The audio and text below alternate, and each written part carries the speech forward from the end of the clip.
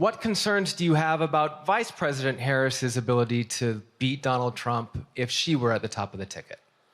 Look, I wouldn't have picked Vice President Trump to be vice president, but I think she was not qualified to be president. So let's start there. Number one, the fact is that the consideration is that I think I'm the most qualified person to run for president. I beat him once, and I will beat him again. Secondly, the idea, I served in the Senate a long time. The idea that senators and congressmen running for office worry about the ticket is not unusual. And I might add, there are at least 5 presidents running or incumbent presidents who had lower numbers than I have now, later in the campaign. So there's a long way to go in this campaign. And so I'm just going to keep moving. And because, look, I got more work to do. We've got more work to finish. There's so much, we've made so much progress. Think about it. Think about where we are economically relative to the rest of the world. Name me a world leader who wouldn't want to trade places with our economy. We've created over 800,000 manufacturing jobs, 1.5 million, so things are moving. We got more to go. Working class people still need help. Corporate greed is still at large. Their prices, the corporate profits have doubled since the pandemic. They're coming down. And so I'm optimistic about where things are going. How can you say you'll be up for that next year, in 2 years, in 4 years, given the limits you've acknowledged that you have today? The limits I've acknowledged I have? There's been reporting that you've acknowledged that you need to go to bed earlier and your evening around 8. That's not true. Look, what I said was, instead of my every day starting at 7 and going to bed at midnight, it'd be smarter for me to pace myself a little more. And I said, for example, the 8, 7, 6 stuff, instead of starting a fundraiser at 9 o'clock, start at 8 o'clock. People get to go home by 10 o'clock. That's what I'm talking about. I'm not talking about, and if you looked at my schedule since I made that stupid mistake in the campaign, in the debate, I mean, my schedule has been full bore. I've done, where's Trump been? Riding around in his golf cart, filling out his scorecard before he hits the ball? I mean, look, he's done virtually nothing. And I have, I don't know how many, don't hold me to, roughly 20 major events. Someone with thousands of people showing up. And so I just think it's better. I always have an inclination, whether I was playing sports or doing politics, just to keep going, not stop. I just got to pace myself a little more. Pace myself.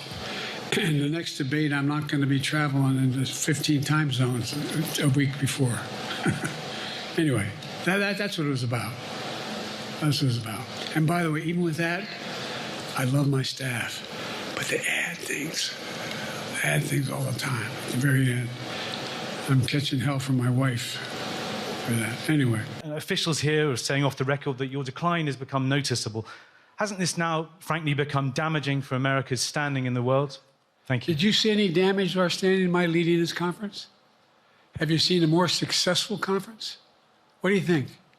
And the Putin piece, I was talking about Putin, and I said, and now, at the very end, I said, here, I mean, Putin. I said, oh, no, I'm sorry, Zelensky. And then I added 5 other names. Look, guys, the idea anybody suggests that we haven't had an incredibly successful conference.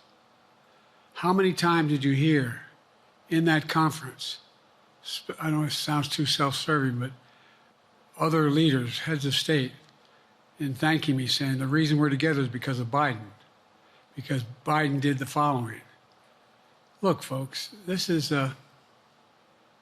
well, anyway, I thought it was the most successful conference I've attended in a long time, and find me a world leader who didn't think it was. I'm ready to deal with them now and 3 years from now.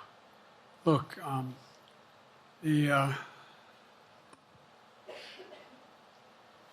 Like I said, I'm dealing with Xi right now and direct contact with him.